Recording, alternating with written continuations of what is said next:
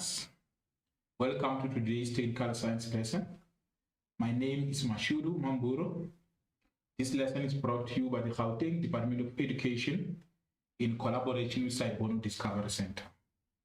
As indicated, we'll be revising technical sciences in preparation for your paper 1 tomorrow, hoping that we will be able to assist you. You will write and pass and do well in this topic. You will remember that paper 1, the paper that you are writing tomorrow, is out of 150 marks. You are writing for 3 hours. So you will be sitting for 3 hours to write.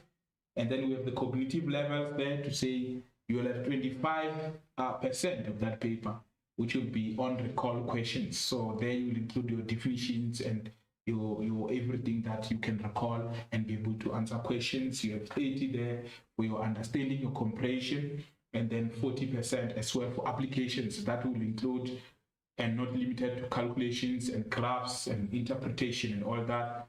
Then the last, which is the 5% as well, which is your high order questions. So we are saying there are 3 knowledge areas that your paper will be focusing on.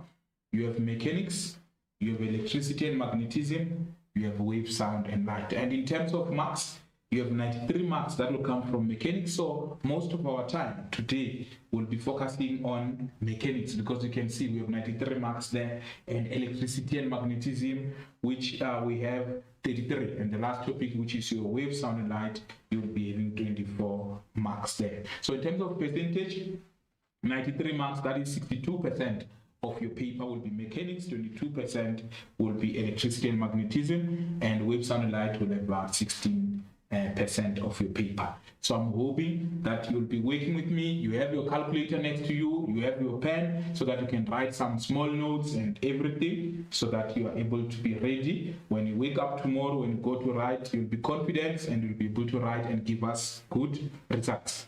Now, still on the structure of your paper will have section A and section B. And then we are saying under section A, you have 10 multiple choice questions. And then according to our exam guideline, it's saying you will have either 8 matching items or 8 one-word items. So this is very much important, because if you understand your definitions, your principles, your laws, and all that in the applications, you will be able to respond to those questions. But look at that, we are saying section A, 28 marks, of which 20 will be multiple choice questions. So you can see that multiple choice is very much important. 20 out of 150, I think it's a lot of marks. You have another 8 marks for matching items or for one-word items. And then for section B now, remember it's 150. We have taken 28 marks to section A. Then we are remaining with 122 marks that you will get from section B. That is your long structured questions. Now the total, as I indicated, is 150 for 3 hours. So you must be ready, because you'll be sitting down for 3 hours answering these questions. So it's very much important that you are prepared as you go to write tomorrow. Now, we are saying the emphasis here is the issue of definitions. Remember, we've been emphasizing, I think even your teachers emphasize to you that exam guideline is your friend, because if you are going to write exam, obviously you have exam guideline next to you as we speak now, and that's when we are saying all your definitions, you must take them from exam guideline. We are running away from you using different sources that might define differently from what the exam guideline is saying. So we're saying don't go far, just have your exam guideline and read and understand your definitions based on the exam guidelines. Most of the time when we're marking these questions, we're saying all or nothing. So it means that if you are defining something, you must define it in its totality, so that you are able to get all your 2 marks for definitions. We are saying you must include all the keywords and ensure that when you read the definition, it must make sense, and the sense must be scientific sense. So read your definitions after writing them. Don't just write a definition and then you pass. No, read and let it make sense to you. For long questions in section B, you are going to have to remember a definition or 2. These are easy marks that we can get. So I say, as the question starts, you will have seen the structure of the paper, that most of the time the paper will be the first questions where we say define or state the law. and then we go to calculations type of questions. So it's very much important that for every topic, you start by understanding the definitions in that particular topic, and then we are sure that you will collect those 2 marks, and when you add them together, you will be able to help you to pass. Now, the other emphasis that we are making, in addition to definitions, we are saying you must be able to understand this concept. But the most important thing, so the first thing that I said was most important was your exam guideline. Now I'm going to the second most important tool, which is the data sheet. You see, here in technical science, we ensure that we use the data sheet and it works for us. If you know, it must be your second friend. From exam guideline, remember, when you go to write tomorrow, you are not going to go into the exam room with the exam guideline. However, we're saying don't go alone, you go with the data sheet. So the data sheet is what you're going to use to remember your definitions, to do the calculation. So it's very much important that you understand and know how to use the data sheet. In terms of how it relates, in terms of definitions, you will see we're going to have so many definitions that we can define using the data sheet, the laws and the principles that we can use the data sheet to answer questions on. As well as the issue of routine calculations. Your routine calculation will be the one that has about 3 marks, where it will be your formula, your substitution, your answer with the correct unit, and direction if it's a what? If it's a vector. Hence, we are emphasizing the FSAUD, which stands for formula. The first thing you must know, which formula am I going? How will I know which formula to choose? It will depend on the data that is given. So it's very much important that as you are reading a statement, you have to collect data or given information. That information will tell you which formula is correct to calculate what you are required to calculate. And you must be able to substitute on that formula. So we're simply saying, if you copy a formula from a data sheet, but you are unable to dress it or to substitute into that formula, you're going to lose the marks that you are supposed to get for substitution, even for the formula. Because for us to mark the formula, we want to see that you have tried or you have substituted on that formula.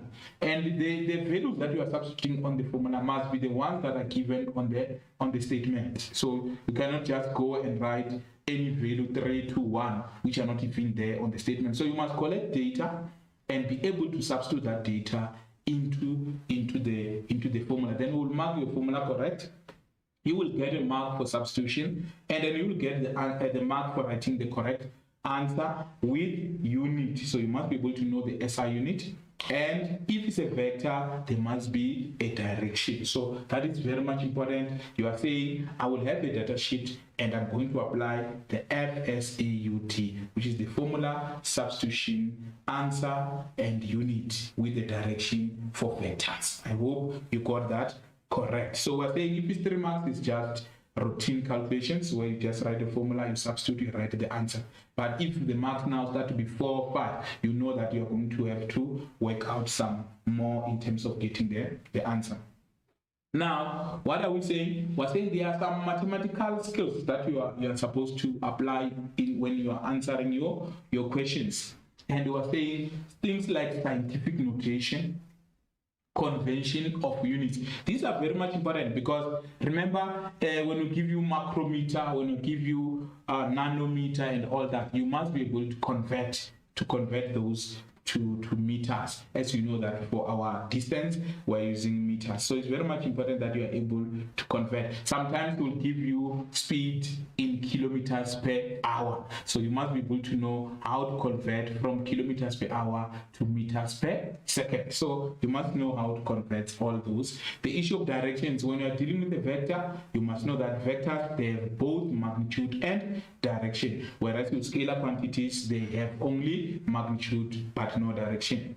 Graphs. So I was saying graphs are very much important. You must be able to interpret the graph. Remember, when you are given a graph, you are having your independent variable. On the x-axis is independent, and then on the x-axis is your dependent variable. So you must be able to know the relationship between the independent variable and the dependent variable. So it's very much important that you understand the graphs and how to interpret them. Now, more emphasis now on the data sheet. As I indicated, that the datasheet is our closest friend after the exam guideline. Remember, when you are at home, exam guideline, previous question papers, you were using them for your revision. Now you are going to go to the exam room. You only have a friend called datasheet. Exam guideline is not there. Those previous question papers won't be there with you. But you are saying you are not alone. You have a datasheet. You must be able to use it in order for you to get the marks. How are you going to use the datasheet? For example, I'm showing you here the datasheet on forces.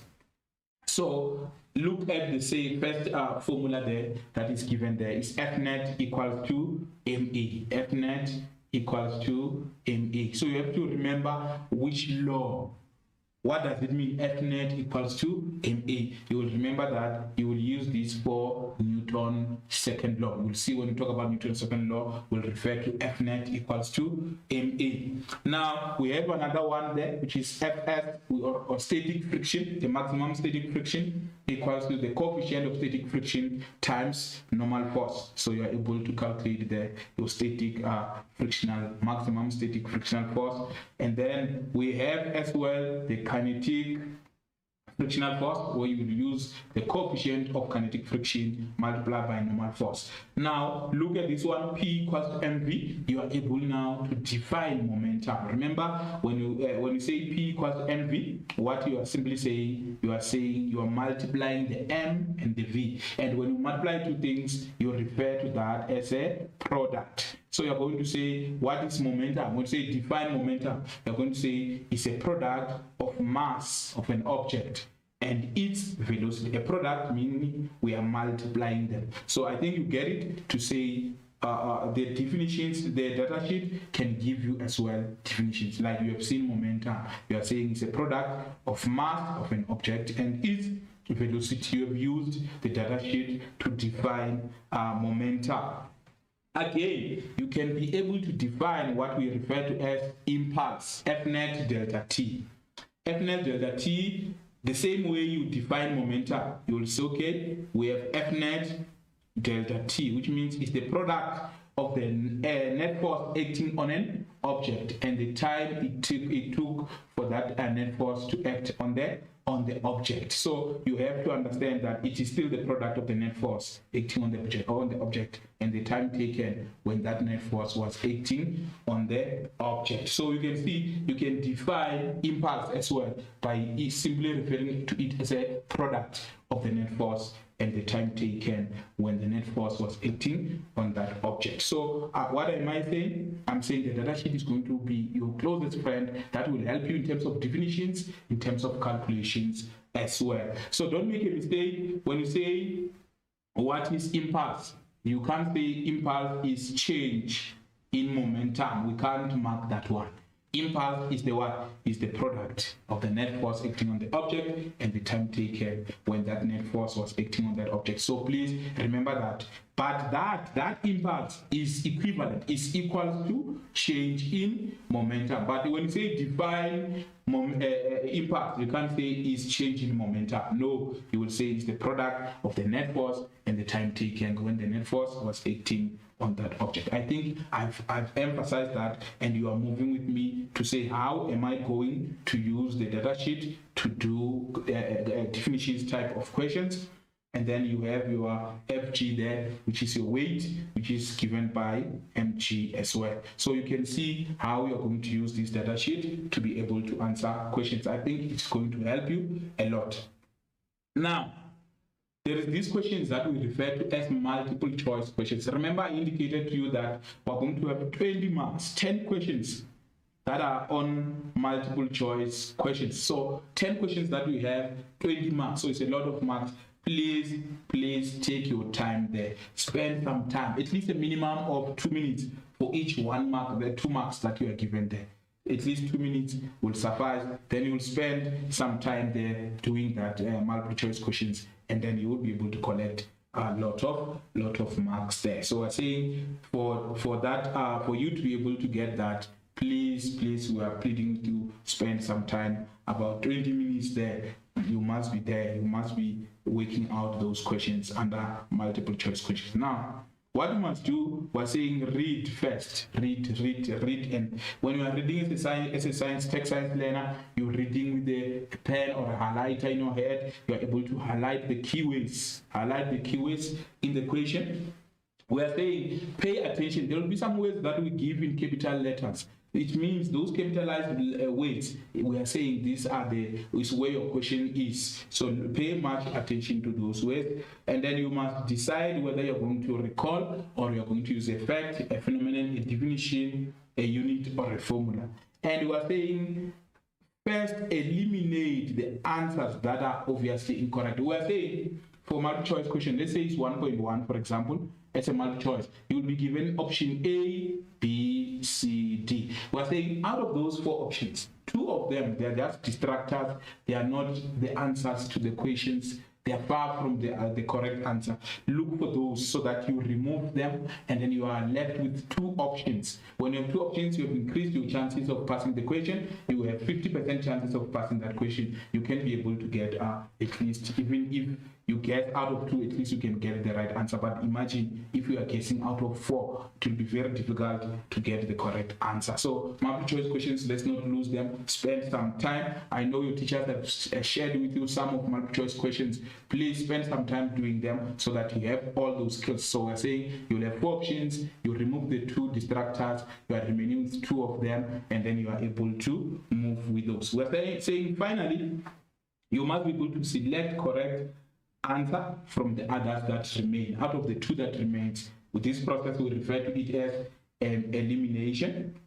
And then I'm still emphasizing that please allocate enough sufficient time for multiple choice kind of questions. Now let's do the multiple choice so that at least we practice what we are preaching, to say how are we going to remove the distractors. How will I know that is a distractor? Because we are saying out of 4, let's remain with 2. Let's read this one. It says a fly hits the windscreen of a speeding car with a force F.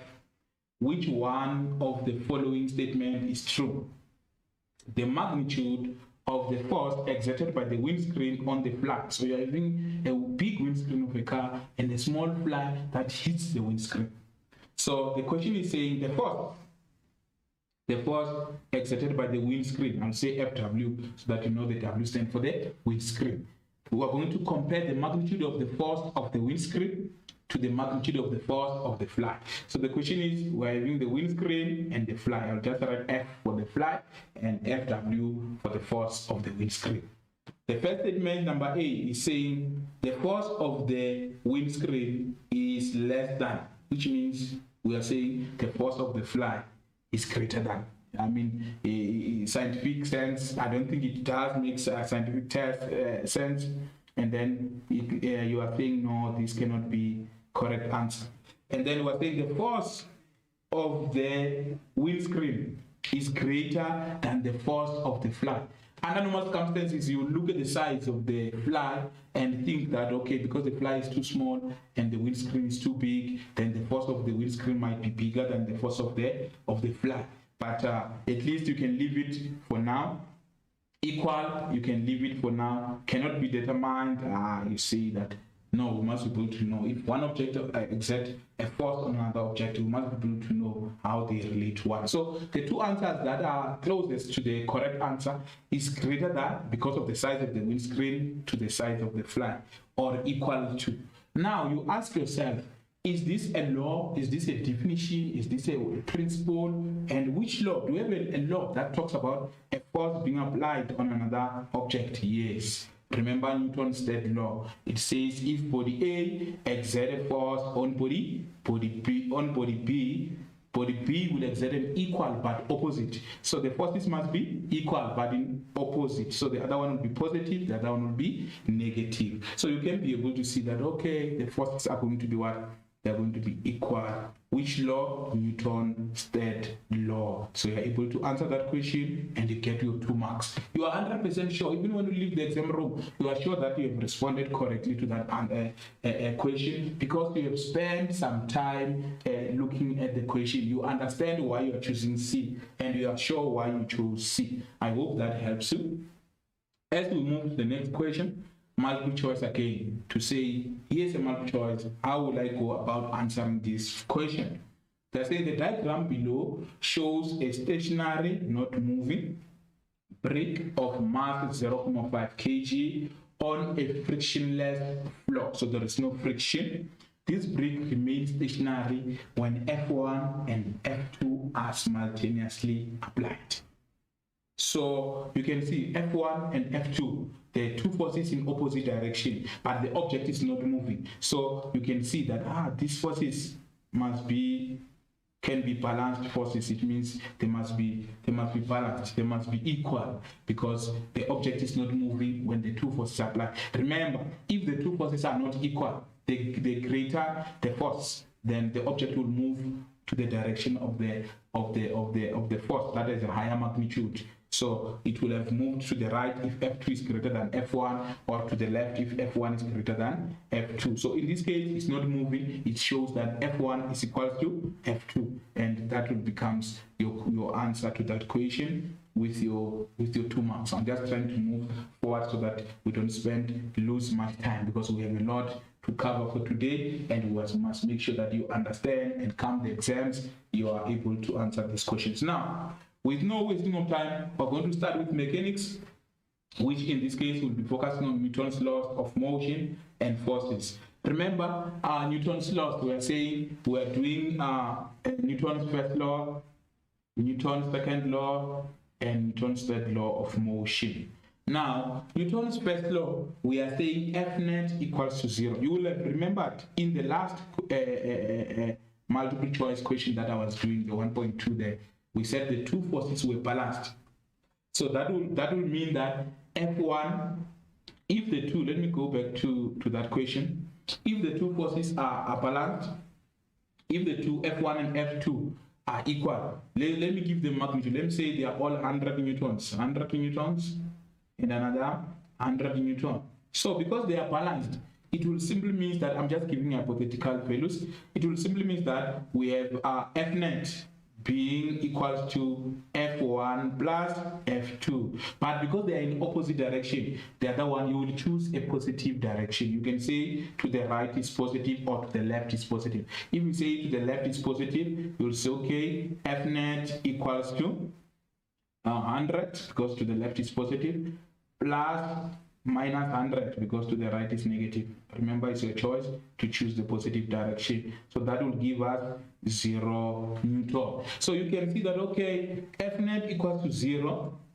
As in what we're doing in Newton's first law, F net equals to 0 means the forces are balanced. So when do we find that F net equals to 0? When the body is at rest. The body remains at rest, or the body is moving with constant velocity. When velocity remains the same, constant velocity. Remember, when you say constant velocities, we're saying the forces are balanced. So the F2 and F1 would be balanced, but the object will be moving. So as the object is moving and we have constant velocity, so we'll know that F net will be equal to 0. So when the forces are balanced, we have F net equals to 0. What does Newton's first law say? It says a body or an object will remain at rest. It will remain at rest. An object will remain at rest. Like you now, if you are seated down, you will remain at rest. If you are moving, you will continue to move with constant velocity, unless external resultant force act upon you. So I think an object will remain at rest unless acted upon by an external resultant force. So that is your remembering question. You have to know what is Newton's first law. You have to know what is Newton's second law, because in Newton's second law, F net is no longer equals to 0. No more. The object is moving now, and when there is movement, F net is no longer equals to 0. What does it say? Remember, we said you will look for F net equals to ma. Some they say F net equals to ma, so that you remember. Whichever way helps you to remember better, we encourage you to remember that.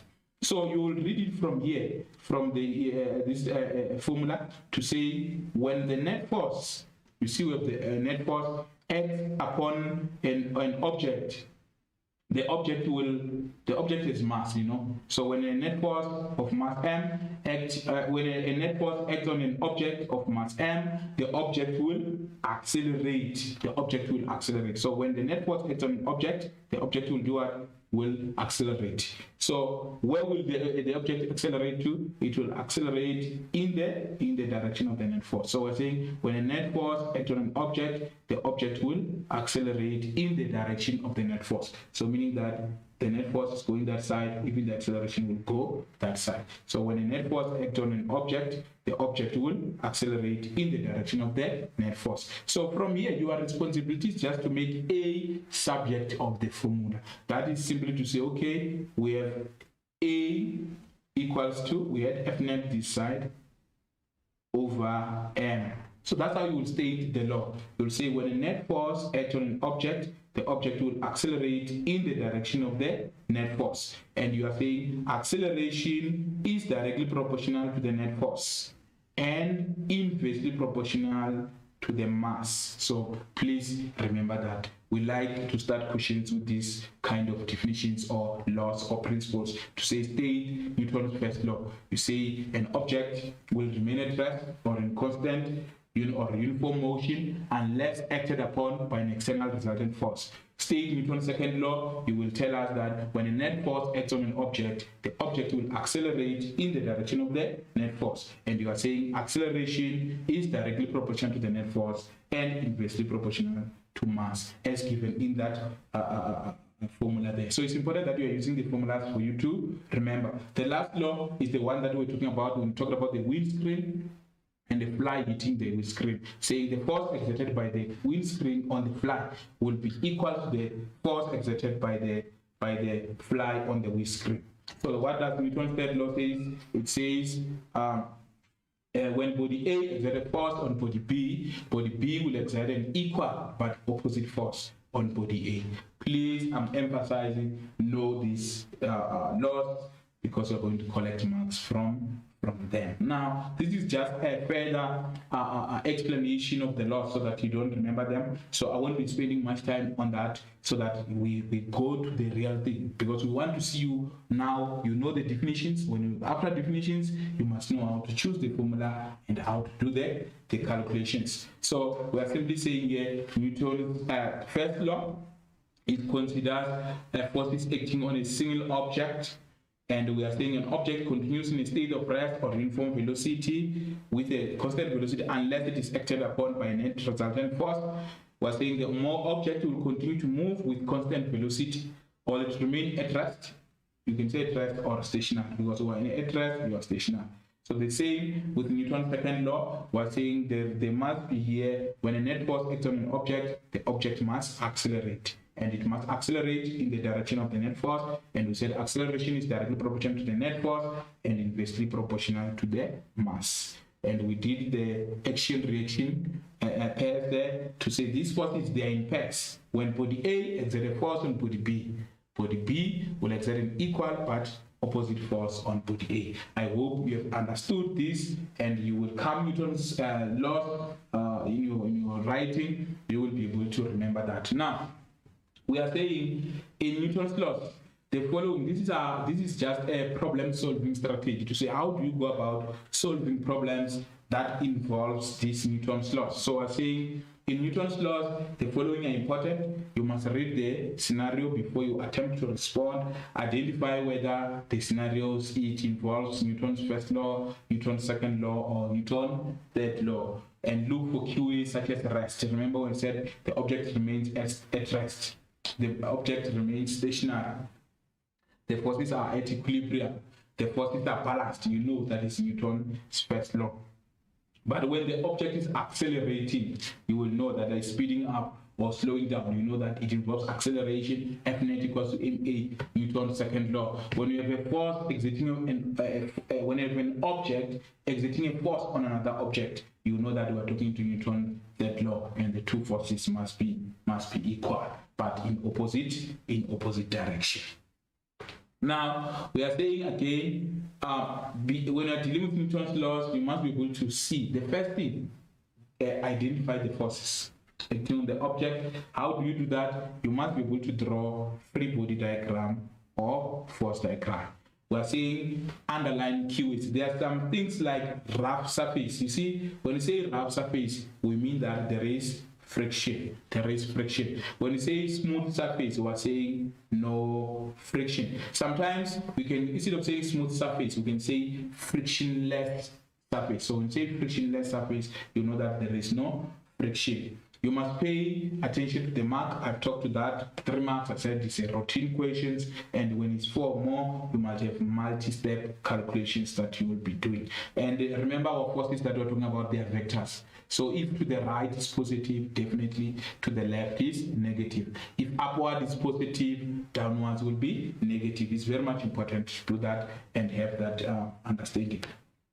Now, we talked about the issue of free body diagram and force diagram. So we will be doing that now. We'll be doing those drawing those diagrams. The other thing that you must understand is the forces. You must know how to define these forces and differentiate between them. For example, normal force. So we're saying normal force is the force that is exerted by the surface on an object, and is always perpendicular to the surface. It's always perpendicular to the surface. And we're saying you must label these forces correctly, and the vector must always touch the object, and it must have direction, and then know the frictional force to say, okay, frictional force, this one is the force that is exerted by the surface on an object, but it always opposes. So you see the difference between normal force. Normal force, we're saying, is always perpendicular. It always forms an angle of 90 degrees. However, frictional force, we're saying it always opposes motion. Both of them, frictional force and normal force, they are forces that are exerted by the surface on an object. The difference is that then the other one is perpendicular to the surface, and then the frictional force is parallel to the surface and opposes. It opposes the motion. So I hope you will be able to differentiate between frictional force and normal force, and be able to define, because we can ask you to define them, and you must be able to remember that. When you're drawing your free body diagrams, we're saying do not leave the arrowheads when drawing. For example, if you draw like that on that diagram, there is no arrowhead there. We're going to penalize 1 mark. We'll give you a 0. So please pay more attention. Make sure that your arrows touch the dot. So some of the learners, they will draw like that. They will leave space here between the dot and the arrow, and then you won't get marks. You will be penalized for that. So just make sure that you are doing the right thing, and you always get all your marks. We're saying always check the marks awarded to the question. Make sure the number of forces drawn is equivalent to the marks. This is very much important. If the question is saying 3 marks, we will know that we're expecting you to draw 3 forces. Hence, we are saying don't be in a hurry to resolve forces. Just draw what you can see, and then as you do calculations, be able to now resolve your forces. Now, with no wasting of time, let's do one nice question taken from a previous paper. A learner constructs a push toy using 2 blocks with masses 1.5 kg and 3 kg. The blocks are connected by a massless, inextensible cord. So this is our cord that is connecting these two blocks. So I say inextensible, you cannot extend it. And then the learner then applies a force of 25 newtons at an angle of 60 degrees to the vertical, to the 1.5 kg block, and by means of a light rigid rod, the toy moves across a flat rough horizontal surface. The coefficient of kinetic friction between the surface and each block is 0.15. Now, as I told you that as you are reading as a tech science learner, you will be having your highlighter or your pen or your pencil to highlight, to say, okay, we have 1.5 kg and 3 kg, which as you can see there. So you are doing your data collection now to say, okay, in terms of information, I'll have information on 1.5 kg and information on the 3 kg. Now you have the 25 Newton force, 25 Newton. F is 25 Newton, but don't forget, it's at an angle of 60 degrees. So it's not just 25 Newton is at an angle. So you must acknowledge that this is not a straight force. It's not a horizontal force or a vertical force. It's at an angle of 60 degrees as indicated there. Now, we are saying the toy moves across a flat rough, you see. So it's important that you read, because when you say rough, you know, oh, rough means friction. So there is friction. You can see even the surface here is indicated. The way we have done there is to show you that there is friction. So you cannot forget that there is a kinetic friction, there is a frictional force that is acting on that object. We are given the coefficient of kinetic friction. So rough means friction, and the coefficient of kinetic friction is given between the surface and each block. So you see that is remaining the same. It's 0.15 here, is 0.15 there, because it's between each block. So it's for each has same coefficient of kinetic friction of 0.15. So you are able to write 0.15 there as your answer. Now you are going to questions. Remember what you said. You said, okay, is this object moving? Is the object moving? Oh, the object is moving on a rough surface. So F net equals not equals to 0 if there is movement. And then that will be Newton's second law. So you're able to see that this is Newton's second law, and we said Newton's second law is given by F net equals to MA. F net equals to MA, and then we said you will say when the net force acts on an object, the object will accelerate in the direction of the net force, and you make acceleration is directly proportional. Acceleration is directly proportional to the net force, and acceleration is inversely proportional to the mass. So don't forget, you must be able to say that in waves. Remember, you can't write in symbols, you won't get the 2 marks. For you to get this, you write it in full waves. Then we're able to award you 2 marks with no problem. And then we move to question 3.2.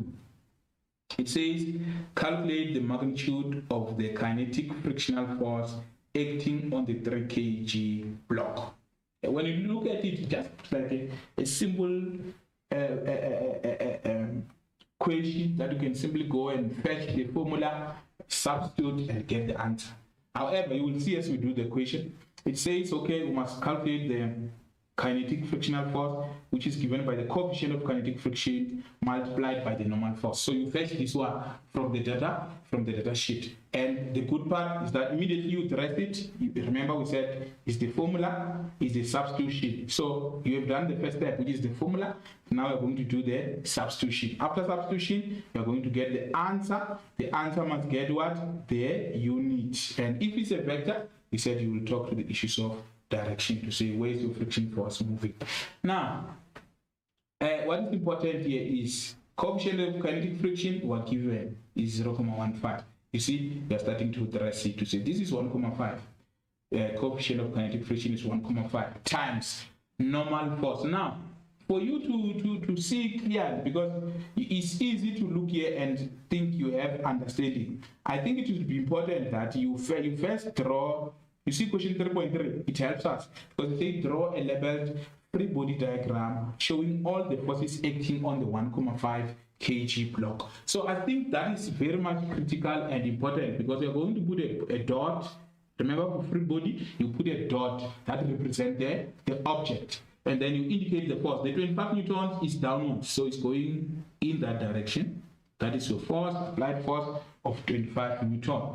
And then they said rough surface. Rough surface is always opposing motion. As the object is moving that direction, your rough surface will have a friction that is going backward. And it's not only friction that is going backward, we have tension as well. So you have tension that is going in that direction. So you have two forces. You have tension on the string here or on the cord, and then you have friction because it's a rough surface. And then going up, you have the normal force that is going up, you have Fg. I hope you are able to see my drawing clearly there.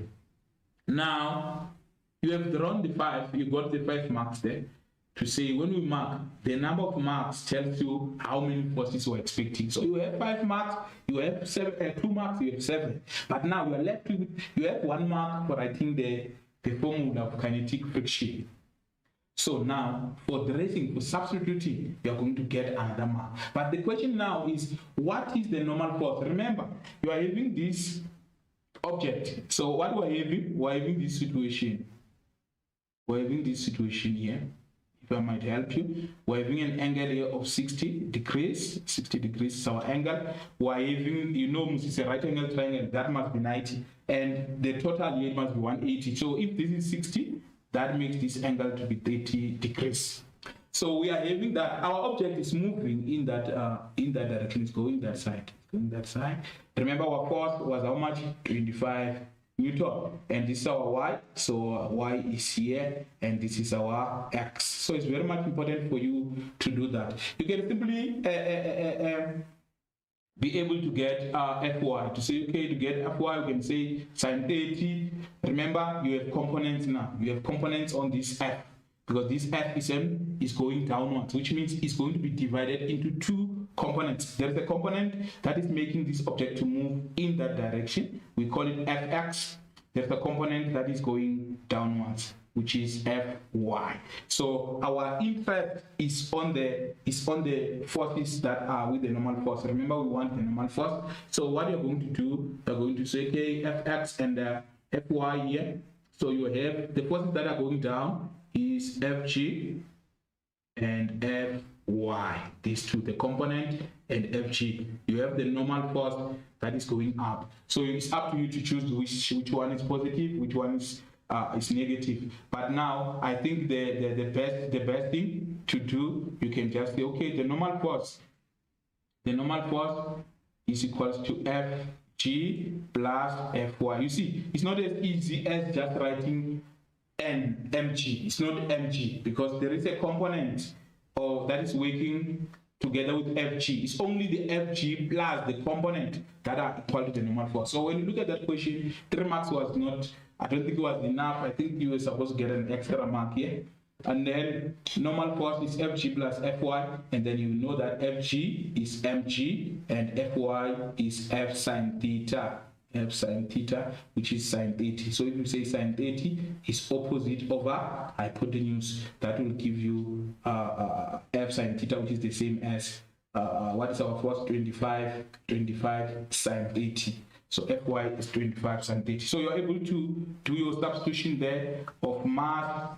Then you're able to get your mass. Your mass was given. It was on the which block we took. Okay, I was talking about the 3 kg, not the 1.5 kg. So on the 3 kg, if the question was based on the 1.5 kg, you will have worked much more. So you can see that if we were to do that, you have to now look at the issue of the component, which will be having a little bit difficult question. But when I look at this question, it was only based on the 3 kg block. So which was straightforward to say, okay, we have Fk is equals to coefficient of kinetic friction times normal force, which is the coefficient of kinetic friction is 0.15. The normal force is mg, because it's just on a horizontal surface. There is no components, so you just say 0.15 times mg. Our mass was 3 times 9.8. So it's just a straightforward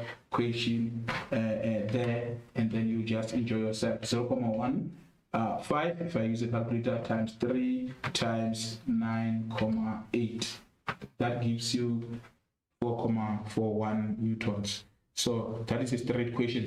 But now if the question is asked based on this one, you will have seen that you have to take into consideration the component that is working. So I've killed 2 birds with the same stone. I'm saying the question was about the 3 kg, so you will focus on this one, where you have to draw you have the normal force, which is equal to the Fg. So you just write, where there is normal force, you will write mg, which is the 3 times 9.8. Then you just multiply that by 0.15, you get your answer. But if you ask the question based on that, that's when you will have to use the component. I hope you were able to see that. But for these 3 marks, hence these 3 marks is just the formula, the substitution, and the final answer. So it's a straightforward question, you get 3. But if we ask you a question based on this one, you will have to work it like that. I hope you will have understood that. Then you collected 10 marks here from this question. So we are saying Newton's second law, there are so many marks for you to get, and go and practice as much as you can. Now let's look at the question of linear momentum and impulse. Here you have a lot of definitions and principles that you must remember so that you are able to collect as many marks as you can. Remember, the first definition is that of momentum, which we have done already. We said you would use the data sheet to say P equals to mv, which is the product of the mass of an object and its velocity, the product of mass of an object and its velocity. And then the next equation is Newton's second law. So in terms of momentum, so this one must say Newton's second law in terms of momentum. So it's Newton's second law in terms of momentum. That's when we'll be talking about the net force.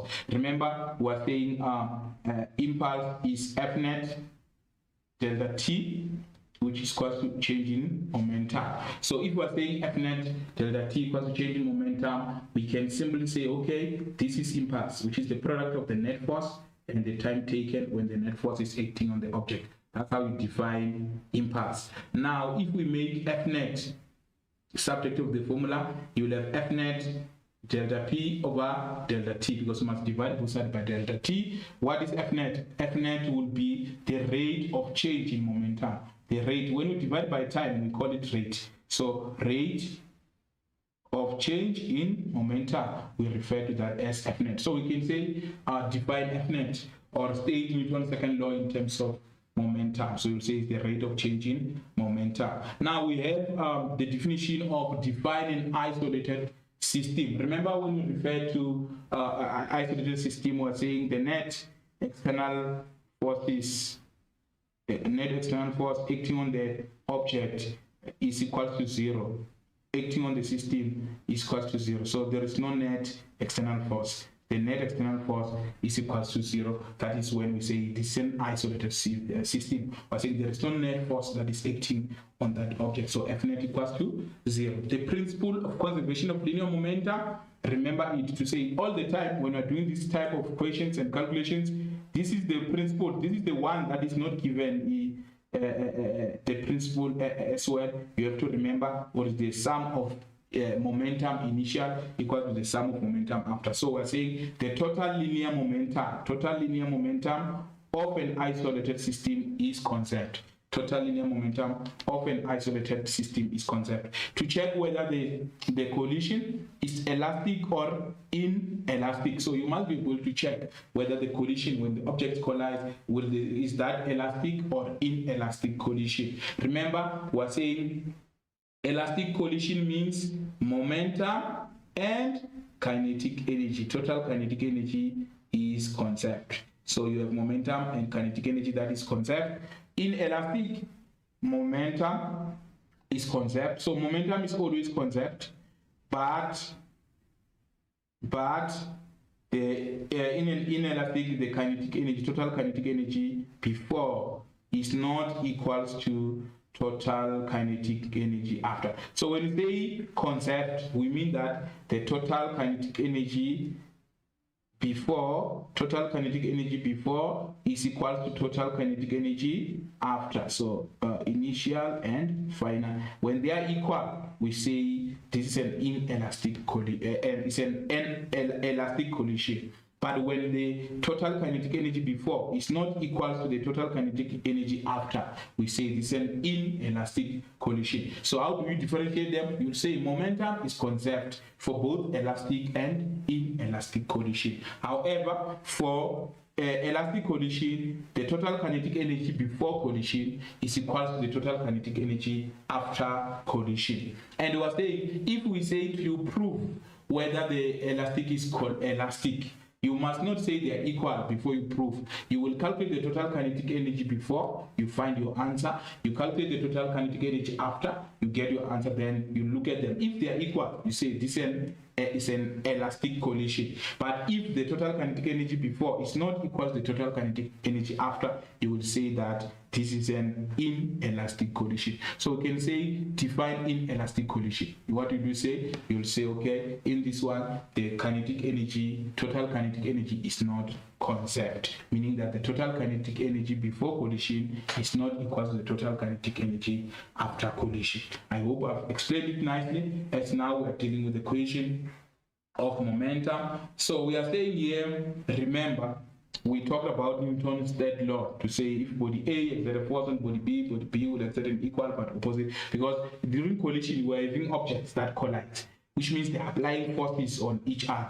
And according to Newton's third law, we're saying if body A exerts a force on body B will exert an equal but opposite force. And then we're saying there will be change in momentum. Remember, in text science, when you say change, we're always saying final momentum minus initial momentum. So when you say calculate change in momentum, you'll calculate final momentum, you subtract initial momentum, which in this case, it will be mvf minus mvi. So please don't forget how to calculate the change in momentum. We talked about the Newton's second law in terms of momentum, where we said the F net is the rate of change in momentum. F net is the rate of change in momentum.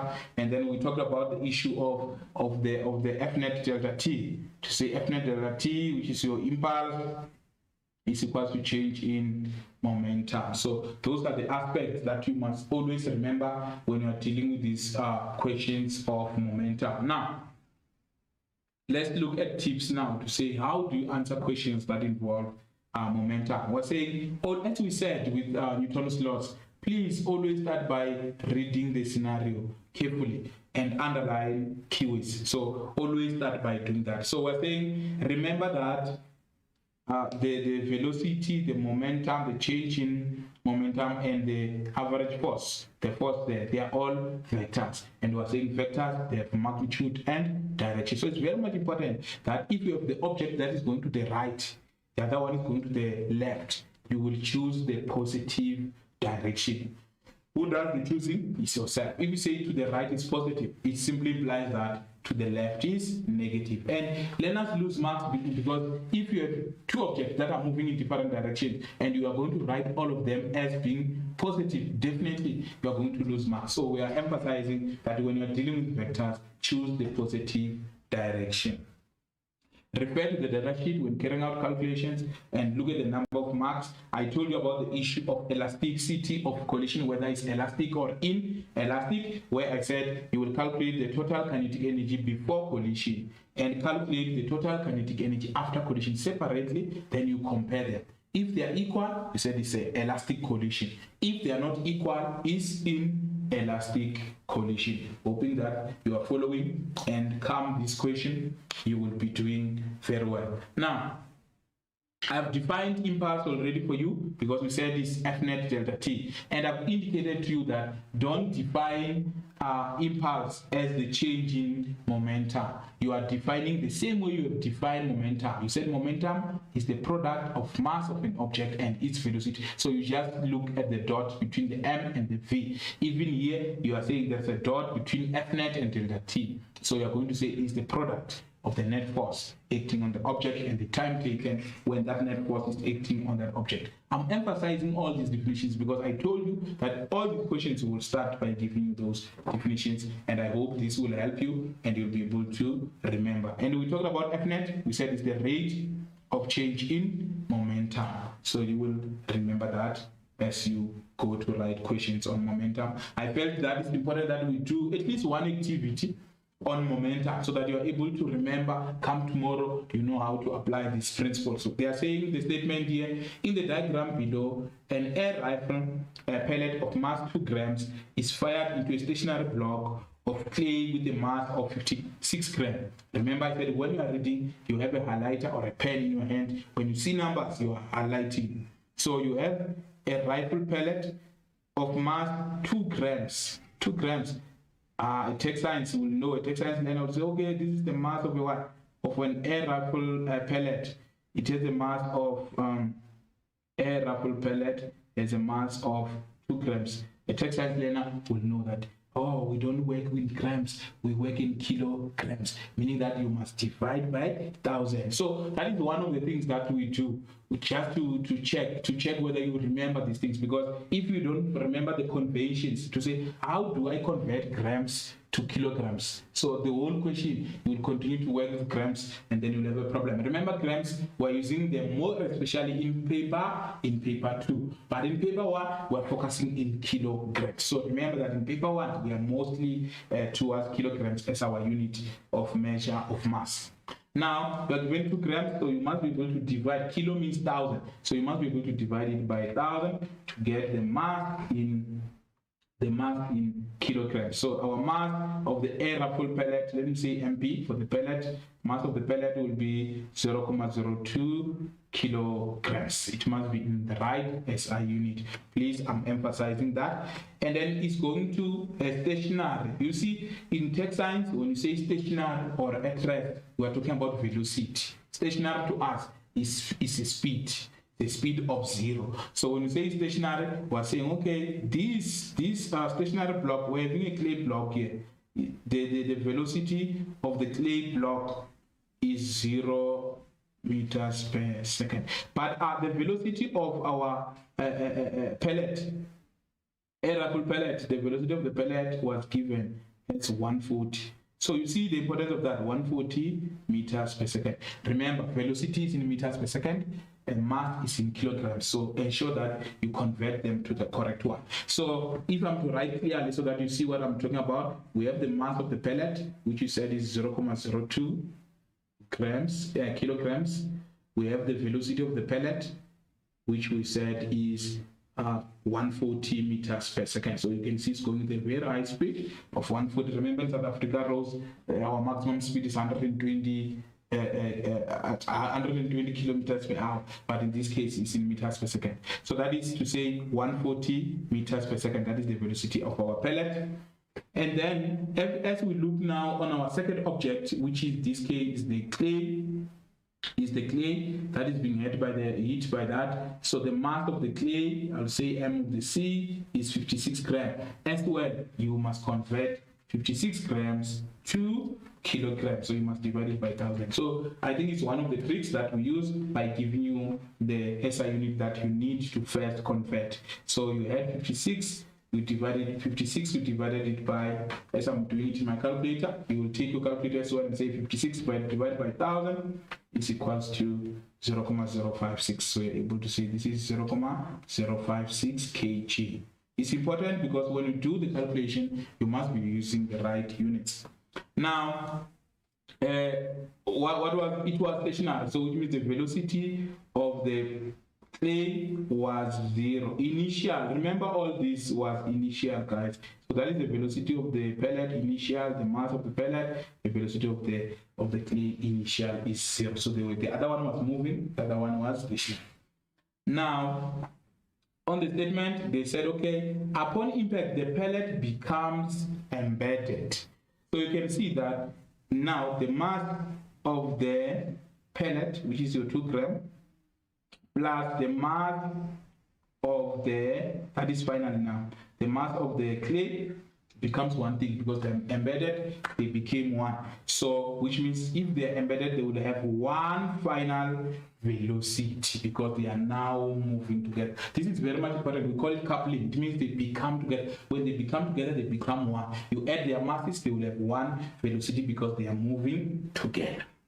So now, define isolated system. As I indicated, for the net external forces acting on the system is 0. So there are no external forces acting on the system. Just imagine for 2 marks, you're able to collect that. Define momenta. You will have said is the product of the mass of an object. From the data sheet, you know that P equals mv. So you're able to do that in ways. Write down the magnitude of the initial momentum of the clay.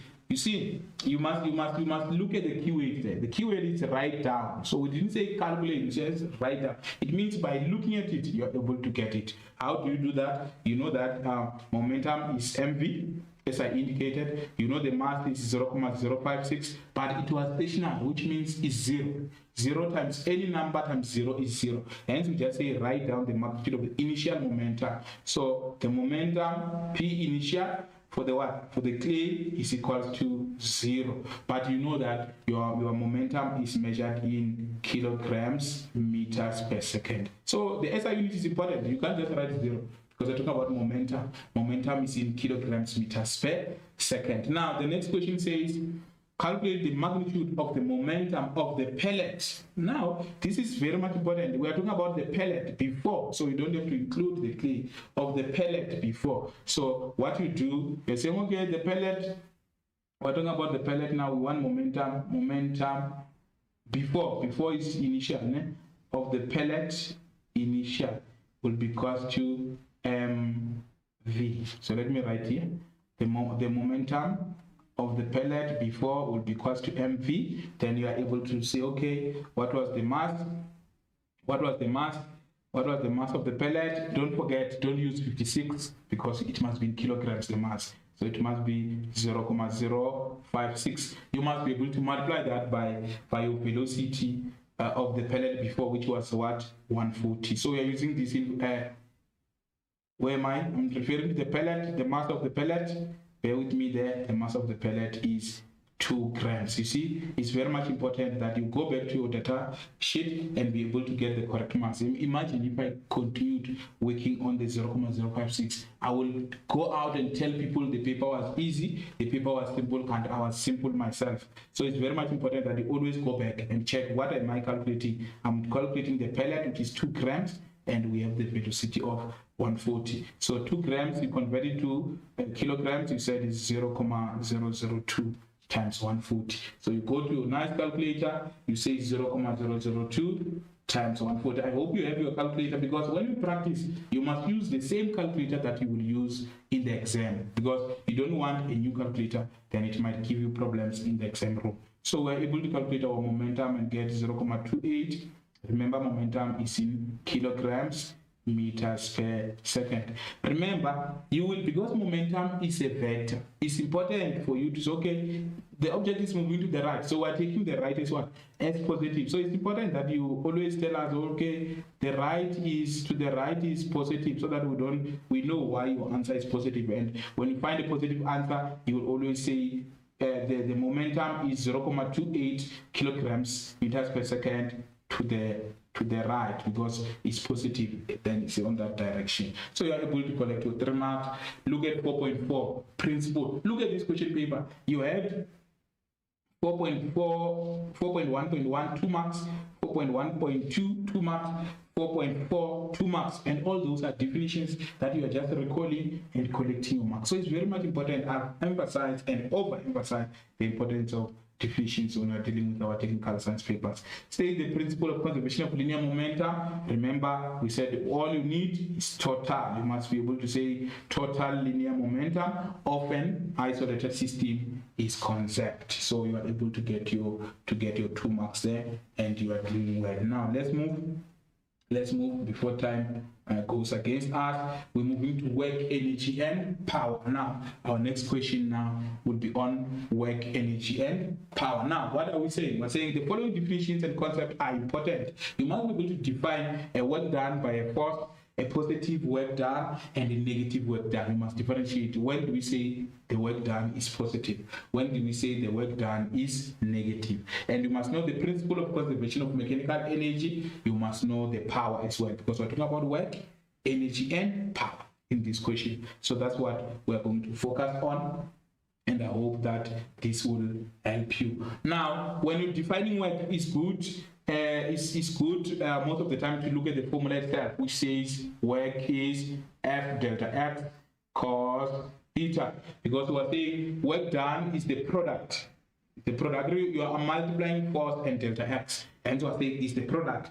Is the product of what? Of the applied of the force applied, is the force applied on an object, and the displacement. So it's the product of the force applied and the displacement in the direction. So the cos theta there, it symbolizes the direction of the force. So the direction where the object must move must be on the direction of the force. For example, if you are pushing something and something falls on you, then you move in the opposite direction. You didn't do work on the object that you were pushing, but the object you were pushing, you were trying to push, did work on you, because work is done only when the force and the delta x are in the same direction. So you must be able to know that if you are doing work, the force and the movement must be in the direction of the force. Then we say work has been done. And you must be able to know that as long as we have the force that is perpendicular to the movement delta x, so the relationship there, we're saying when the force and the movement are at 90 degrees, we are saying that now no work is done. You can just do that by substituting there f delta x, just write cos 90 when the angle there is 90. I think your calculator can give you cos 90 there, it will give you a nice 0, then no work is done. No work is done, it's 0 joules. When the force and the movement or the displacement are at 90 degrees or are at perpendicular to one another. I talked about the issue of drawing a free body and force diagram, what to do and what not to do. So you apply the same concept you apply in the Newton's laws, and you must be able to calculate the net work done on the object by using the formula F net delta x. F net delta x, just bear with me there. F net delta x cos theta. So that will be F net delta x cos theta. That is the work net done. It's F net delta x cos theta. So you are able to do that, and then you enjoy yourselves. When we say positive work is done, negative work is done, you are able to see there. So you can be able to see that, okay, the applied force here, F, is in the same direction with the movement of the object. So if that is done, we are saying this is positive work done. If the object is moving that side and delta x is moving that side. So I'm saying you always look at force and delta x. If they are in the same direction, work, positive work is done. But if the force is going on the negative, is going on the opposite direction, but delta x, so force is moving backward, delta x is going that side, we will say negative work is done. Remember what friction does. Friction opposes the motion. When the object is moving to the right and then the friction is going opposite direction, then hence we say net work done is negative. So the negative work is done by friction because it is opposing and always opposing motion. No work done, we're saying when the force and delta x, you can see the force is going up, but the movement is that. So there's an angle of 90 degrees between the force and delta x. So we say cos 90 is 0. So the work done is no work done at an angle of 90 degrees or when the force and the displacement are perpendicular to one another.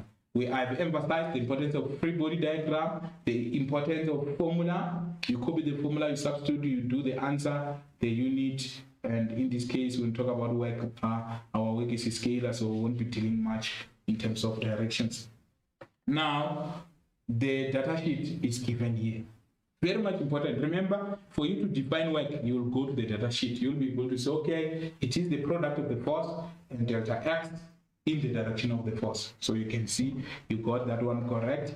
And then what is kinetic energy? You know, we're saying this is the energy that the object possesses due to its motion. So when the object is moving, but the energy that the object has due to its position, we're saying that is gravitational potential energy. And then we're saying the sum of potential energy and kinetic energy will give us mechanical energy. And we're saying when it comes to power, we're saying power is the rate at which work is done. So you can see that how this data sheet is helping you, because you can say define mechanical energy. You'll say it's the sum of kinetic energy and potential energy. Divide power, you say it's the rate. We said when you divide by time, we call it the rate. So it is the rate at which work is done. You got power. And then you can be able to calculate average power when we have constant velocity. So you must be able to know that if we have constant velocity, we can use the formula P average equals to FV average. So when you see constant velocity and we are saying calculate power, you know the formula to run to is P average equals to FV average. I hope you got that, and it will be able to help you and when you deal with questions.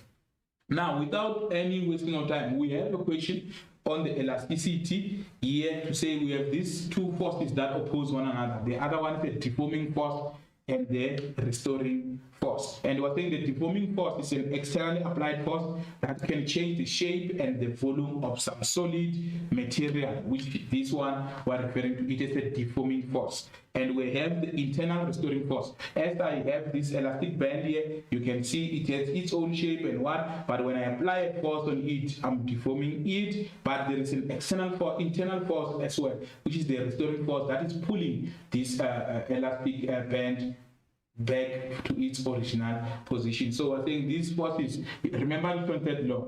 So we're saying when I'm applying a force on this one, the elastic band itself will have a restoring force that is pulling this force that is now restoring, one to restore.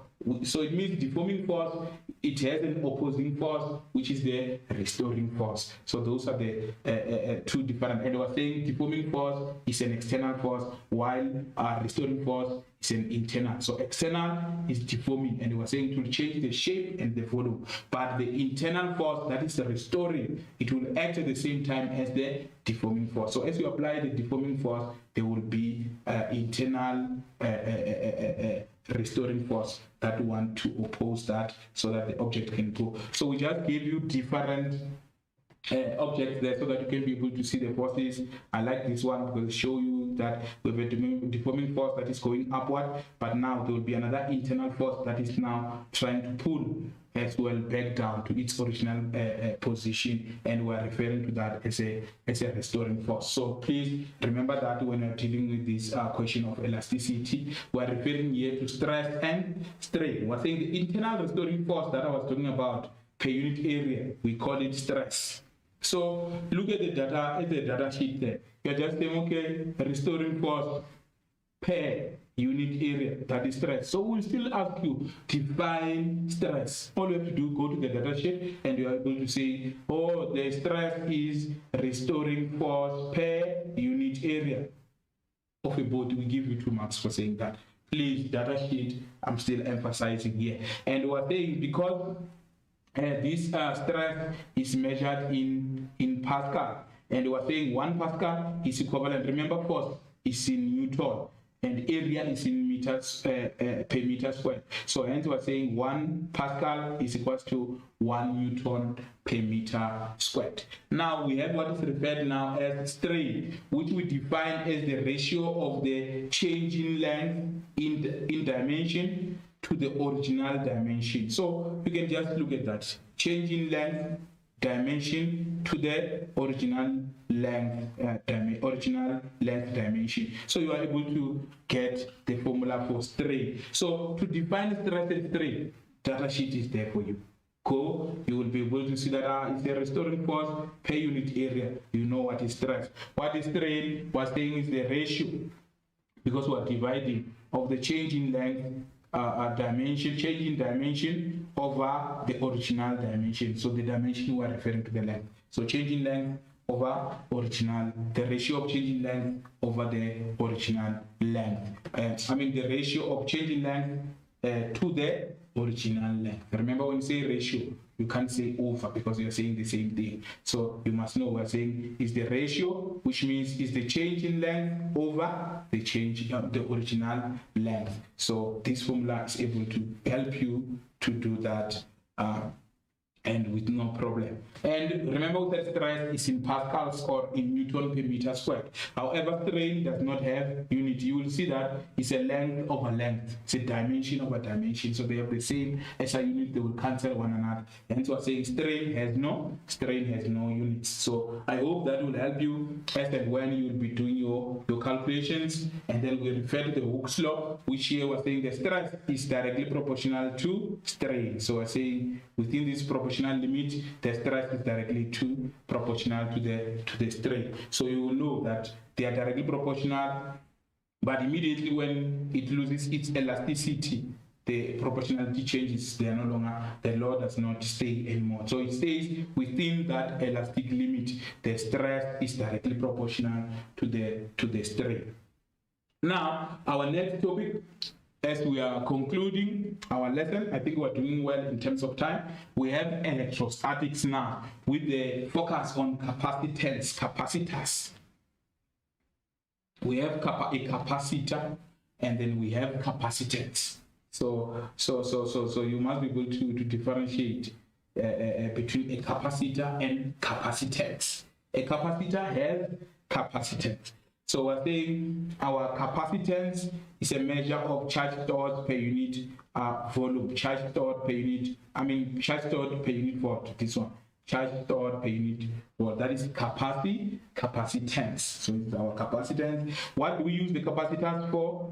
Filter circuits, for speakers, defibrillator, and then factors that affect the capacitance. We are saying, look at these formulas. You don't have to go far. We say, name the factors that affect capacitance. You simply go to the formula and say, okay, A is the area. How does it affect? You are saying as the area increases, because they are directly proportional. So as the area increases, the capacitance increases. But look at the distance between plates. The D is inversely proportional. So as the distance increases between our plates, the distance increases, the capacitance decreases. So you must know that area is directly proportional to capacitance. However, distance is inversely proportional. And as well, it depends on the potential difference across the plates. So you can see the potential difference between the plates. We're talking about that V, to say, okay, as the V is increasing, the capacitance is decreasing. So you're able to see that as the charge increases, the capacitance increases. So you must know the relationship in terms of this formula. If you are saying what are the factors, just go to the data sheet and see the directly proportionality, which is the area in this case, the inversely proportionality, which is due to your distance, and your potential difference. I hope you got that, and it will be able to help you as you do questions. This is just further. There's first simulations that you can check. However, I've already indicated when we are looking at the area. So it's directly proportional. The capacitance is directly proportional to the area. So as the area increases, this area of the plate, as it increases, we are saying that even capacitance will increase. But as the distance between the plates increases, because distance is inversely proportional, we're saying the capacitance will decrease. So I hope you will look at this and understand, as and when you get questions, you will be able to understand the factors that affect capacitance. Now, as we move to electrodynamics, there are just some few things that I want to emphasize here for you, our learners, to say. You see here we're talking about motors and generators. So we're talking about motors and generators. Now, what you have to understand now is that a motor is energy conversion. That is the first thing that you must remember. Energy conversion, to say what is the energy changes here. Energy conversion. What do we convert what to what? A motor is using electricity, so it converts electrical energy to mechanical energy. Please don't confuse mechanical and chemical. Remember, in paper 2, when you write paper 2 next week Tuesday, you will talk about electrical to chemical, because we'll be talking about electrolytic cell. But in this case, we are talking about a motor. So we talk about mechanical energy, not chemical energy. Please, I'm emphasizing that. So you know that a motor is from electrical energy to mechanical energy. So if we say define our motor, you'll say it converts electrical energy to mechanical energy. However, a generator is from mechanical energy to electrical energy. The other thing that I find very important about this topic is that what are the components of motors and generators? The components are, I termed it MACOS, so that you are able to remember it. MACOS. And then to say, what do we need in our motor and generator? We need a magnet, which is we have a north pole and the south pole. You know our magnet. We need a coil. Hence I'm saying MACOS. So a magnet, between the magnet, you can see we have magnet, in between we have a current carrying wire or a coil in between that. So we'll have a magnet, a coil, and then we will have our slip ring and split ring. You see why we're saying that? So don't forget the components of a magnet. To say, okay, we have a magnet. Our magnet, we are saying, I've never been good in drawing, but I will try. We have the North Pole and the South Pole. And the magnetic field, we said, is from north to south. So the magnetic field will be moving in that direction. And we're saying in here between, we'll put a what? A coil. You see, we'll put a coil, and then we are saying this coil now can have DC. You know, when we say DC, when we're saying split ring, it's just a ring. It's just a ring that has been split into two. So it's a ring. You can see it's a ring. It has been split into two. My ring doesn't look very nice, but you can see it. So that is a same ring. It has been split. Hence we're saying split ring. So it's a ring split into two. And I always say to learners to say, if you look at this, you can see there's a T somewhere there. On the split ring, there's a D somewhere there. You can see the D there because it was a ring. So this for DC. So when you say split ring, you know it's for DC. Whether it's a motor generator, depends. It depends. If I am to put a positive and a negative there, you know there's a source. If there's a source, we know that this is a motor. For a motor, there must be a source. But if I draw the same, but there is a light bulb that is lighting there, it's an output. So when there is input, it's a motor. It needs a source of a current. But when there is no source, we have a light bulb and what output, we know that there is a generator. So you will always look for that to know whether it's a motor or a generator. But the split ring shows you that this is what a DC motor in this case. It's a motor because it has a source. Now, if it doesn't have, it has an output, you will know that it's a what? It's a generator. I hope that will help you to remember which one is a generator, which one is a motor. Now, the other thing that I find very interesting in terms of our motors and generators. Remember, we said motors, they are using electricity, but generators, hence the word generators, they are generating the electricity. So it's for us to know that, okay, if we say DC, it means I can draw a graph for a DC motor, for example. I will say the graph will go like that, like that, like that. Now, if I have drawn the graph like that, I want you to understand this very fast. You can see it's a DC graph. It's a DC graph. You can still see the D there. I love the D. You can still see the D there. There's a D. You see D there. So this is a graph of a DC because it's in one. The electric charge is moving in one direction. But now for AC, the electric charge is moving in different direction. Now I want you to understand something. When the coil is horizontal like this, it's horizontal like that.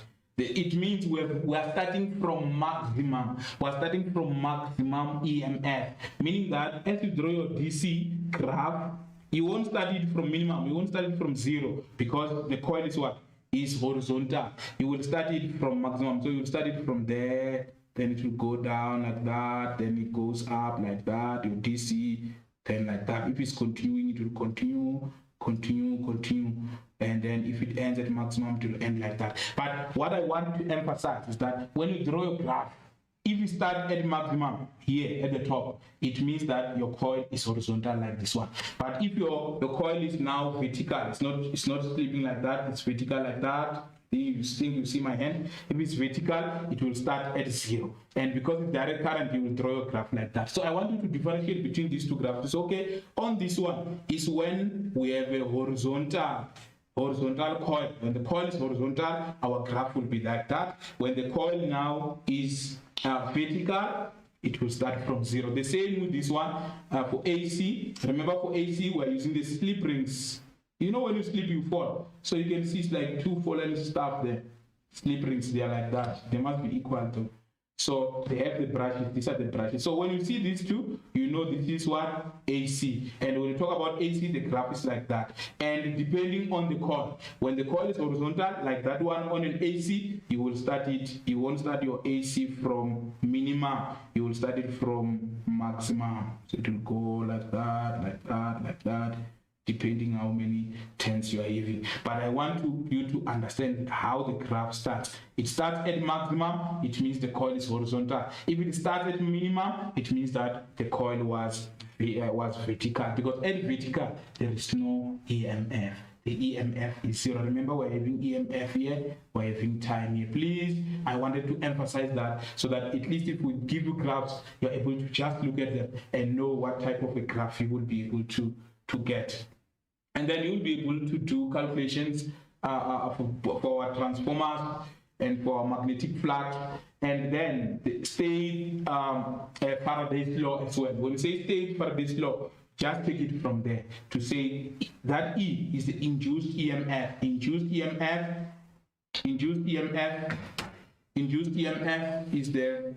Then you are able to know that induced EMF is the rate of change in magnetic flux. So you are able now to explain it using that to say induced EMF is the rate of change in magnetic flux. So those are the law that you must be able to know, which is our Faraday's law in terms of this topic. So I think I was able to help you in terms of understanding this topic of electrodynamics, to say we have the component, which is our magnet, we have the coil, we have the split ring and the slip rings, and we are referring to it as McCost. Our McCost is magnet, coil, slip ring. We said slip.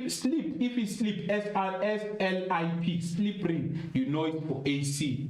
If it's split ring, you know it's for DC. And we're saying split ring for DC, the electric charge is in one direction, does not change direction. So when you draw a graph, you know. And I told you that as you put your you are able to determine now as to what will happen in terms of your graph, whether it's starting from maximum or starting from minimum. So I hope you were able to understand and you'll be able to find those graphs and be able to remember them, and then you will collect a lot of marks in terms of that. Don't forget, we said a motor converts electrical energy to mechanical energy. A generator converts mechanical energy to electrical energy. And a motor, it uses a principle. The principle that a motor uses, we call it a motor effect. I hope you are writing this down to say the principle for motors is motor effect, and the principle for generators is electromagnetic induction, EMI, electromagnetic induction. So you must be able to know the principles that they use to function, and then to be able to know Faraday's law, we said, is the rate of change in magnetic flux. If you have forgotten, go to your data sheet, you will be able to see that E, we said, is stand for the induced EMF, which we said is directly proportional to the magnetic flux and to the change in magnetic flux, and inversely proportional to the time that is taken. But I think it's easier when we put it as induced EMF is the rate of change in magnetic flux. So don't forget that sign of magnetic flux. I hope this will help you as you do this topic. As I want to conclude, I will conclude with the electricity. I cannot leave this one without talking to electricity. Already, I've explained here that the DC, you can see we have DDD here. You're able to say, oh, as long as it's a one ring that is split into two, it's a DC. And a DC, you look whether there is output or input. But because there is output, remember a light bulb. There's no source here. We are taking out electricity here. The light bulb is lighting. You know that this is a generator. So this is a DC generator. If we have two of them like that, slip rings, there are two of them like that, you know these are the slip rings, and then you are able now to talk to the issue of saying, if you have slip rings, we are now referring to AC generator. If you had a cell here like that, remember the bigger line is positive, the smaller one is negative. If you had a cell, we're going to say it's a motor. A motor will have a source. A generator will have an output. I hope you will come tomorrow. When you see these kind of questions, you will do it. Now let's look at electricity now to say what is important. I'll go to the data sheet to say first thing, Ohm's law. You must remember how to state Ohm's law. We're saying the potential difference is directly proportional to the current, provided that the temperature remains constant. So you must always remember Ohm's law. And remember that our formula is R equals to V over I.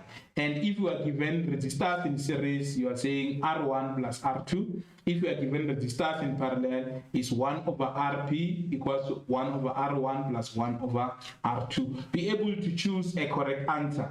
And if you are given resistors, 2 resistors in parallel, you can use this formula to calculate the resistors in parallel. You just copy the formula, you substitute into the formula. But if there are more than 2, you can't use that formula. That formula will be applicable if you have 2 resistors in parallel. So if you give you 2 resistors in parallel, you can use that formula. It's straightforward. It becomes easier. And then for the series ones, you can just use R1 plus R2. Now, let's go and do some questions under electricity as I conclude my last lessons. I really enjoyed. I hope you enjoyed the lessons as I did. Under electric circuits, we're saying the circuit diagram shows 3 resistors. You can see them: 4 ohm, 6 ohm, and 10 ohm. So these are 3 resistors that are connected. Okay, the 6 ohm and the 10 ohm are in series, you can see. But look at the 4 ohm is in parallel with these 2. And then, which is functioning power, and 4 ohm has a power rating of 86 watts. So we're given 2 things here: power and R. Now, let's go to questions. Define power. So remember we said power is the rate at which work is done. Power is the rate at which work is done. From the data sheet, you can just go there. We said dividing by time is a rate at which work is done. State Ohm's law, I just said it now to say, we are saying that the potential difference across the conductor is directly proportional to the current, provided that the temperature remains constant. Please, you can't go to write the exam without knowing Ohm's law, because electricity is about that. Calculate the following: the current in the ammeter. You see, the ammeter is connected to the what? To the 4 ohm. So it means we want the current across the 4 ohm resistor. That's what we are asking for. So this is very much important for you now to go to the data sheet and look for the formulas that include power. You will say P equals to VI as one of the formulas. P equals to V squared over R, one of the formulas. P equals to I squared R. And this one that we've written there is so defining. So it's very much important. What are we given in terms of the 4 ohm? Please, you can be able to solve for one resistor if you are given 2 variables. For in case this one, we're given power, which is 36 watts, we're given resistance, which is 4 ohms. So we're given 2 things there. So it becomes easier for you to do the calculation. You look for the formula that is P and R. The first one has P but no R. You can't use it. The second one has P and R, so you can use it. So you're able to say, okay, I'm going to use P equals to V squared over R. But now, what is my question? My question is saying we're looking for current. So the formula must have current. So is P R? I have P and R. I'm looking for I. You see? So you choose your formula P equals to I squared R. So the formulas you are spoiled. Remember the previous page, I showed you the formula, so you know where we get them. If I'm to just slide so that you're able to know that these formulas, they're there. P equals I squared R is there. Why are we choosing this one? Because we are given P and R and we are looking for I. So that is the reason why we are choosing that formula. So you are able to go and say, okay, P equals to I squared R. Substitute first, you have 36 equals to I squared R is what? Is 4. So you do that. You divide both sides by 4. I think you'll get I squared equals to 36 divided by 4 without using calculator. I think it's 9 amperes. Then you take the square root of 9. It's 9. So you take the square root of 9, which will give you 3 amperes. So you're able to get your answer. The current is 3 amperes. You got 3 marks there.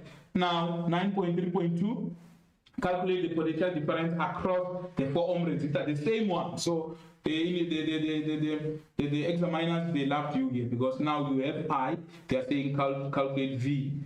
Calculate V. You can even use this formula P equals to V squared over R, because I always encourage you to say if there is a formula that you can use that does not depend on your own answer, use that formula. It is a safer way to say if I didn't get I correct, I will still get the other one. So you will go and say, okay, P equals to V squared over R, because we're looking for V this time, and then P, it was 36 across the 4 ohm, and then the V squared over 4. So you cross multiply, you have 36 times 4, it gives you 144. So V squared equals to 144. You take the square root of 144. I think my math says it's 12. If my math is correct, square root of 144 is 12. So you're able to say V equals to 12 volts. Look at the beauty of that. You got your 3 marks there. However, if you wanted to use the 3 ampere that you just got, you will have said, okay, R equals to V over I. We emphasize that just copy the formula the way it appears on the data sheet. Don't change it. Just copy it the way it appears, then substitute on it. So you say R equals to V over I. Let me write it here at the top so that you're able to see it as I conclude my lesson. R equals to V over I. We know the R is what? Is 4, which is equal to V. What was the I? 3. So it's V over 3. You cross multiply 3 times 4 is 12. V equals to 12 volts. You see, you can use that method, still you will still get your 3 marks, or you can use the given information, still you get 12 volts. Then you are smiling with yourself. My last explanation will be based on this diagram as I conclude, and I hope that you are ready. Come tomorrow, you will do very well on these topics. Now, we're saying the following circuit diagram consists of a number of resistors that are connected to a 6 volt battery. So we have a 6 volt battery. Malena, I want you to look at this one in this way. Remember, we have R equals to V over I. That is what we are moving with, which is our Ohm's law. Now, our current, we call it a conventional current. It moves from positive. Positive is the bigger line. It moves from positive to negative, which means our current is moving like this in this direction. When the current comes here, it finds that there are 2 ways to travel. So it must split, which means there's 0.5 here. The current here cannot be 0.5, it will be less than 0.5. Even here, it will be less than 0.5, because 0.5 is going to split into 2 because there's a parallel connection there. However, when it comes here, the current will still be 0.5, means that the current that is coming to this one will still be 0.5 amperes. I think you understand me. So we have 0.5, it comes here, it split into 2, then we have 0.5 here, it comes there. Then when the 0.5 comes there, you know, okay, let's check how many variables do we have? 2, because we're having R1, we don't know, it's an unknown. We're having V is 2 volts, we're having current is 0.5. Look at the beauty of science. So you can simply say R, which is R1 in this case, equals to V over I. Then you can substitute my learners to say, okay, V is 2. 2 divided by 0.5. That is divided by half. Then that will be 4. 2 divided by 0.5 will be 4. And then you know you have 2 divided by that is R is 4 ohms. So you know, okay, this R1 is 4 ohms. It's 4 ohms. 4 ohms. I hope you got it, because we use this formula. We just substitute to say V, we know is 2. And the total current, because it is only the total current that comes here. So that is divided by total current, which is 0.5. And that gave us 4. Because 2 divided by half is 4 volts. I know 4 ohms. I know your calculator will give you the same answer as I did here. 2 divided by 0.5, then you go to 4 ohms. So we are moving, we are together. Now look at this, my learners, to say we had 6 volts. It's like you are leaving home, you are having 6 volts. But of that 6 volts, you are going to leave 2 volts here. How many volts are you left with? You are left with 4 volts. Remember, these two are in series. So in series, we said you can simply add them. Resistance in series is R1 plus R2, which is 12 plus 8, which is 20. So you can just say, we have 20, that is in parallel with that one. Now, look at the beauty of this, my learners. We are saying, okay, this 2 is 20, we have R2, we don't know how much it is. But now, of these 20 ohms that we are having, we are saying, okay, the current comes, it's going to do like that. But we know the voltage. How do we know the voltage then? Remember, it was 6 volts, 2 volts is coming here, we are left with 4 volts. And when resistors are in parallel, the voltage remains the same, which means here is 4 volts and here is 4 volts. Look at that. What do we have on these two? We have 20 ohms. So for the parallel, for the 12 and 8 ohm is the 20 ohms. For the 20 ohms, that is our resistance, is 20 ohms here. And then our voltage is, we're saying it's 4 volts. So we have V, which is 4. So you can say R equals to V over I. You can be able to say 20 equals to, what is V? 4 over I. You cross multiply, you will have, remember it's 20 over Y. So you'll have 4 equals to 20I. You divide both sides by 20. Nice. 4 over 20, that is without wasting time, 0.2. So you know that the current there is 0.2, and if it's 0.2 amperes, the current here is 0.2 amperes. You know that it was 0.5. So what is 0.5 minus 0.2 is 0.5 minus 0.2 is 0.3. So when you say what is the current here in A2, you will know that it's 0.3 amperes. Then you know V, you know I. You can say R2 equals to V over I. You see? Let me write it here. R2 equals to V over I. So you're able to do it with no problem to say, okay, what is R2? R2 is what we're looking for. What is V? Because they're in parallel, is 4, all of them. What is I? 0.3. What is 4 divided by 0.3? And then you're able to get your answer. 4 divided by 0.3, I think it's 18.33 if my calculation is correct, ohms. So you were able to answer all the questions, though there was no question. So I'm showing you a strategy to say, what do? You look where you have two variables. When you come, you had 0.5, and then you said, okay, this is in parallel, but of that 0.5 is the same 0.5 that will come to these 2 volts here. And you have 2 volts and 0.5, so you can calculate R. We calculated R, we got our 14 there. So it becomes easier now for you to calculate everything that you might be asked. And now we can ask you to calculate the total resistance across this 20 ohm and this 18.33 that we calculated.